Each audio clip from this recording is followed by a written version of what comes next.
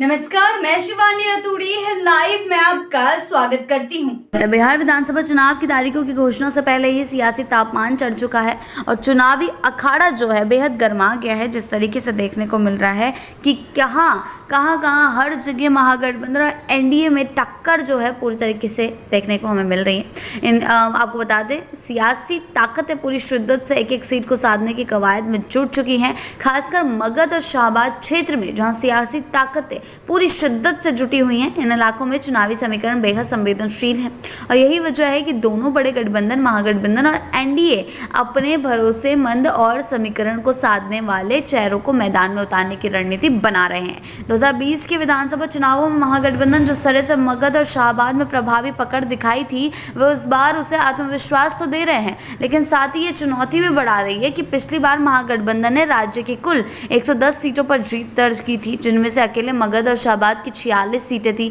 यानी इस बैलेट में महागठबंधन के तकरीबन 2/3 से अधिक सीटों पर कामयाबी मिली थी। इसमें राजद, भाकपा माले और कांग्रेस तीनों ने दमदार प्रदर्शन किया था।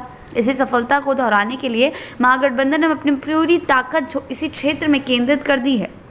भाकपा माले गांव-गांव, गली-गली, घर-घर जाकर जनता से संपर्क साध रही है, तो राजद और कांग्रेस क्षेत्रीय सम्मेलनों के माध्यम से कार्यकर्ताओं को एकजुट कर रहे हैं। पार्टी की रणनीति साफ है, पिछली बार की जीत को मजबूती से दोहराना और जहां मार्जिन कम हो वहां बढ़त हासिल करना। यानी कि पिछली बार जिन जिन क्षेत्रों में पार्टी ने जीत हासिल की थी, वो वहां चाहती है कि वहां से जीत जो है उन्हें दोबारा मिले, इस बार दोहराई जाए। दूसरी ओर एनडीए के लिए मगध और शाहबाद क्षेत्र पिछली बार थोड़ा दर्दनाक अध्याय बन रहा है।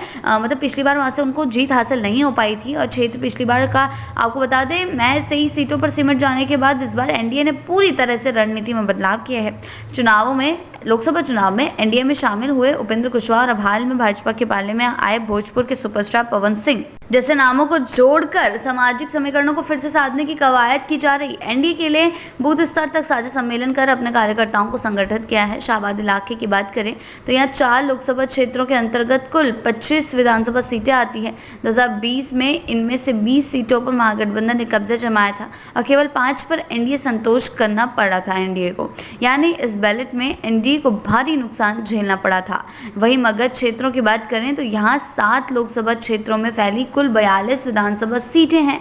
इसके अतिरिक्त मुंगेर लोकसभा क्षेत्र के अंतर्गत आने वाले बाढ़ और मोकामा जैसे 2 महत्वपूर्ण विधानसभा क्षेत्र भी इसी इलाके में माने जाते हैं, जो पटना जिले के अंतर्गत आते हैं। यानी ये इलाका राजनीतिक दृष्टिकोण से बेहद संवेदनशील और निर्णायक बन चुका है।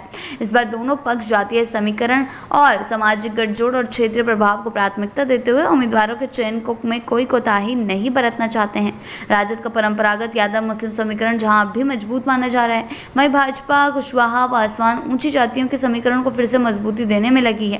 राजनीतिक विश्लेषकों की माने तो इस बार का मुकाबला केवल दलों के बीच नहीं बल्कि उनकी संगठन क्षमता, जमीनी पकड़ और जनता से सीधा संवाद स्थापित करने की क्षमता के आधार पर तय होगा। आगे क्या कुछ होता है देखने वाली बात। ऐसी ही अपडेट्स के लिए जुड़े रहे हैं लाइव के साथ ही चैनल को सब्सक्राइब करना ना भूलें और हमारी फेसबुक और वेबसाइट के साथ भी जरूर जुड़ें।